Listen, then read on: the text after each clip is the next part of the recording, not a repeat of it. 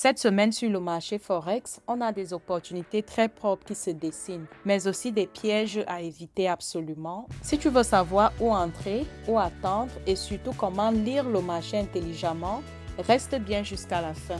Bienvenue sur ma chaîne Forex Focus. Ici, on analyse le marché avec précision, discipline et stratégie. Si tu veux améliorer ton trading, pense à t'abonner. Comme toujours, nous allons commencer par notre DXY qui est le dollar index. On va voir ce qui s'est passé dans le marché cette semaine-ci. Ici, nous sommes sur la base de 4 heures et il y a de cela 2 semaines ou peut-être 3, on parlait de ce gap qui est ici et on disait que le marché aime généralement remonter pour couvrir les gaps qu'il laisse derrière.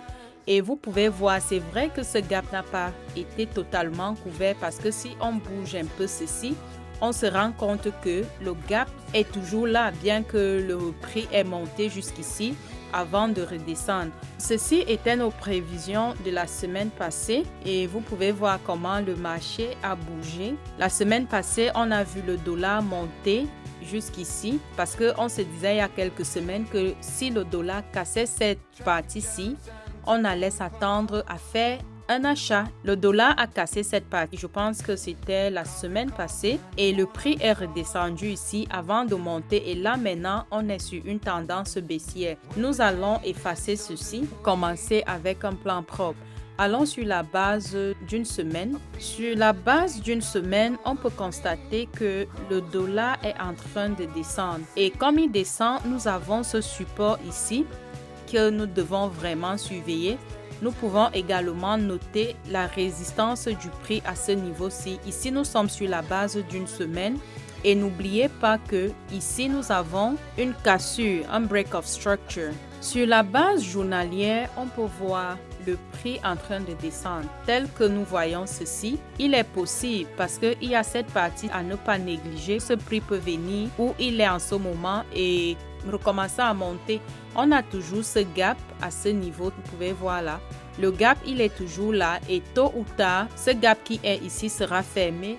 À quoi est-ce qu'on peut s'attendre la semaine prochaine? Vu le support qui est ici, on a ce changement de caractère qui s'est produit il y a quelques semaines. Et maintenant, on peut voir que si nous utilisons le Fibonacci à partir d'ici, qu'on va mettre là,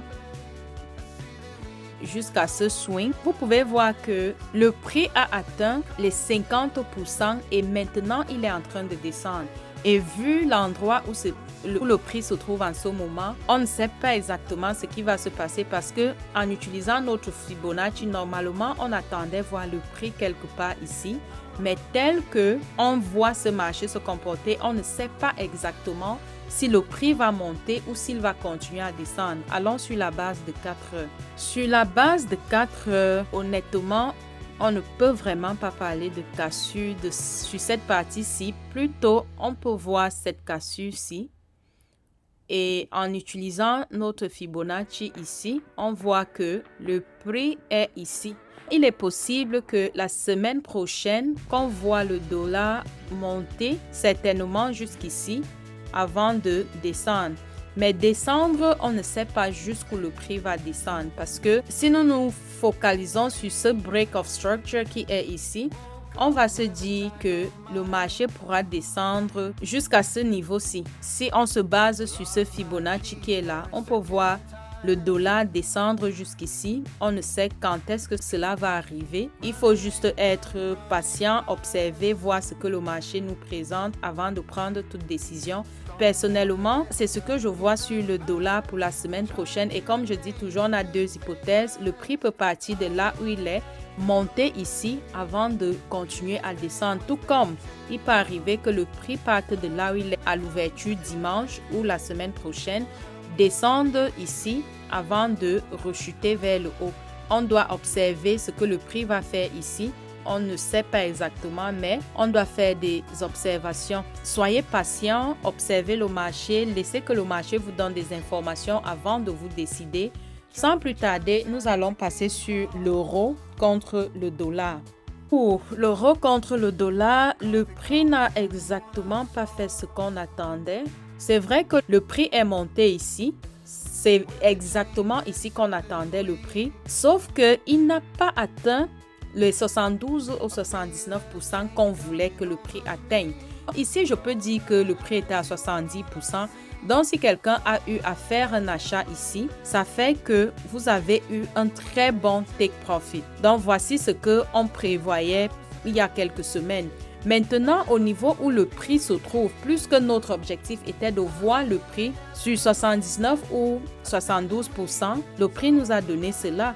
Là, on va juste modifier notre Fibonacci et vous pouvez constater que ce marché à l'ouverture la semaine prochaine risque d'être sur une vente. Si nous allons par exemple sur une heure pour voir ce qu'on a, sur une heure, étant donné qu'ici on a une cassure, elle peut ne pas très bien se voir, mais on a une cassure là. Je pouvais bien compter la cassure ici, sauf que cette partie-ci devient maintenant des liquidités. Donc, si je vais par exemple sur 15 minutes, peut-être 15 minutes va nous donner plus d'informations. Ici, il y a cassure. S'il faut regarder sur 15 minutes, ce qu'on pourra faire, c'est placer peut-être notre Fibonacci ici, pour là, et attendre voir le prix descendre jusqu'à nos 70 ou 72%, par exemple ici, monter et descendre. Voici ce à quoi je pourrais m'attendre sur l'euro contre le dollar la semaine prochaine. Il peut arriver que quelqu'un fasse un achat ici. Le stop loss serait de 28 pips. Le prix risque de s'arrêter quelque part ici. Personnellement, je ne ferai pas un achat ici dimanche ou lundi. Ce que je pense plutôt faire, c'est de faire une vente ici. Parce que sur une heure, je pense que on va voir le prix remonter soit à partir de là où il se trouve en ce moment pour ici et descendre. Ça, c'est ce que je vois beaucoup plus sur l'euro contre le dollar. Tournons quand même sur 4 heures. Sur 4 heures, vu ce que nous avons, si le prix ne remonte pas jusqu'à là où je présente, il peut remonter à 50% avant de descendre. Toujours est-il que, vu nos analyses d'il y a quelques semaines, c'est ici que nous attendons l'euro contre le dollar. Donc, dans les prochaines semaines, on attend voir l'euro contre le dollar descendre jusqu'à ce niveau-ci. Et à partir de là, on va faire nos achats. Sinon, la semaine prochaine, je vois beaucoup plus les ventes sur l'euro contre le dollar. C'est ce que je vois beaucoup plus. Maintenant, passons au pound contre le dollar. Le pound contre le dollar, c'est quasiment la même chose. Allons sur une semaine, on a les liquidités qui avaient été purgées ici, si vous vous rappelez. Mais sur la base journalière, c'était une cassure. Oui, c'est une cassure que nous avons ici.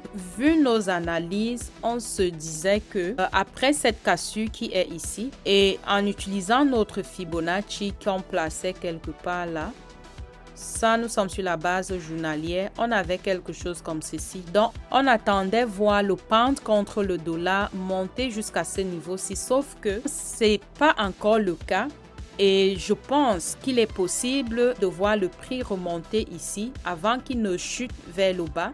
Il est possible qu'on ait ce scénario-ci. Sur 4 heures, nous allons voir par exemple cette cassure qui est ici.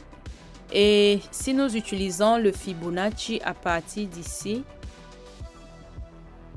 jusque là, on pourra voir le prix continuer à descendre à l'ouverture la semaine prochaine. Au cas où le prix descend, il est possible de faire un achat ici, sauf que la probabilité pour moi semble faible. Il est possible qu'on voit le prix la semaine prochaine continuer à descendre. Et si le prix enlève les liquidités qui sont ici et que le corps d'une bougie ferme en dessous de cette bougie, on va directement commencer à penser aux ventes et de continuer à descendre avec le prix. Comme l'euro contre le dollar, le pound ne nous donne pas trop d'informations, mais le pound reste quand même sur une tendance baissière. On se dit que le prix va continuer à descendre. Soyez juste patient, soyez attentifs, observez, voir ce que le marché va faire. Attendez que le marché vous donne plus d'informations avant de vous décider. C'est ce que je vois sur le pound. Maintenant, je vais passer sur le dollar contre le yen japonais. Le dollar contre le yen japonais, vous vous rappelez de ce que je vous disais la semaine passée. C'est exactement ce qui s'est passé. On se disait que au cas où le prix cassait l'une de ses résistances, je vais un peu grossir ceci. Voici notre résistance qu'on avait placée ici. Et Ici, on avait placé notre support. Et je vous disais qu'au cas où le prix arrivait à casser l'un ou l'autre, on allait, si c'était sur la résistance, on allait penser aux achats. Mais si c'était le support, on allait penser aux ventes. Et là maintenant, on voit que le prix a cassé la résistance, sauf que la bougie ne s'est pas fermée au-dessus de cette bougie-ci. C'est pas ce qui s'est passé. Au niveau que nous sommes, il est probable de voir le dollar contre le yen japonais faire des ventes la semaine prochaine, surtout avec cette bougie, sauf que ça ne va pas se passer de façon directe. Le prix va remonter dans cette zone de consolidation avant qu'il ne redescende. Si on se base sur cette cassure, on va utiliser notre Fibonacci qu'on va placer ici. Et qu'est-ce que ça va nous donner? Il est possible de voir ce marché fonctionner comme ceci avant de redescendre.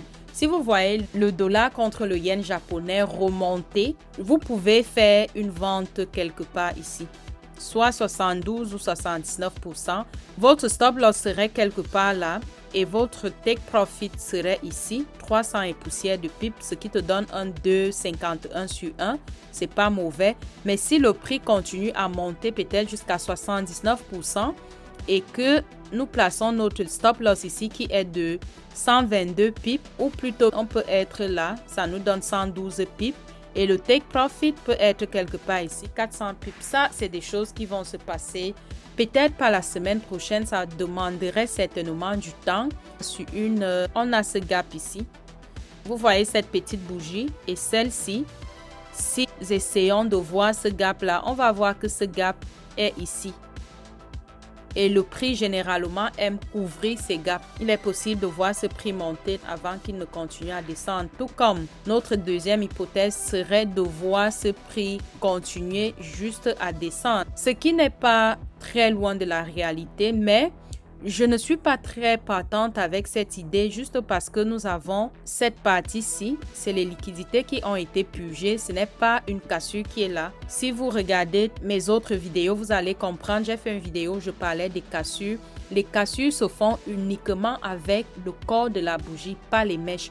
Parce que ici, nous avons la mèche, on ne peut pas considérer cette partie-ci comme étant une cassure. Donc, ici, nous parlons des liquidités qui ont été purgées et le prix est en train de remonter. Étant donné que nous avons ce gap que j'ai mentionné, il est possible de voir ce prix monter jusqu'ici avant peut-être qu'on ne voit une vente qui va se produire. Donc, ça, c'est pour le dollar contre le yen japonais. Je vais regarder une dernière paire qui est le pound contre le yen japonais. Le pound contre le yen japonais, est-ce que vous voyez ce que ce marché a fait hier? Ça, c'était hier. Est-ce que vous voyez réellement ce que ce marché a fait? Ça, c'était entre 13h et 17h. Et vous pouvez constater, on avait placé notre Fibonacci il y a quelques semaines où je parlais de cette cassure interne et on avait placé notre Fibonacci ici. Personnellement, je n'ai pas tradé ça. Pour ceux qui ont eu la chance de trader ceci, le prix a atteint notre Fibonacci. Supposons que quelqu'un avait fait un achat ici sur 79%. Et là où le prix s'est fermé aujourd'hui, ça te fait un 200 pips. C'est vrai que c'est énorme pour le stop loss. Et je pense que tel que ce marché s'est comporté, s'il y a des personnes qui ont fait des achats ici, il est possible de voir ce prix monter jusqu'ici la semaine prochaine, puisqu'on parlait de cette cassure interne et le prix a respecté ça. La partie-ci, c'est-à-dire cette vente qui s'est produite ici, honnêtement, s'il y a des personnes qui ont eu à trader ça, parce que c'était l'une des choses auxquelles on ne s'attendait, mais comme on ne sait jamais ce que le prix va faire, du coup, ça nous surprend. J'ai été surprise de voir le prix se comporter de cette façon, surtout avec cette bougie. Elle est tellement énorme. Sur ce, je pense que c'est tout ce que j'avais à dire sur ces quelques paires. Pour résumer, voici les scénarios principaux. Le premier scénario, continuation des tendances si les marchés respectent les zones clés. Deuxième scénario, les reversals si on observe un changement de structure claire. Et troisième scénario, les consolidations, donc pas de trade si le marché devient trop lent. Quand le marché est trop lent, les gars, ne tradez pas. Ça va vous faire perdre énormément d'argent. La gestion du risque. Petit rappel important, Ne prenez pas des trades sans confirmation. Le marché peut facilement piéger ceux qui entrent trop tôt. Restez discipliné et respectez votre risk management. Si cette analyse t'a aidé, laisse un like et dis-moi en commentaire quelle paire tu trades cette semaine. On se retrouve dans la prochaine vidéo pour une nouvelle analyse. Rappelle-toi, le marché récompense la patience, pas la précipitation.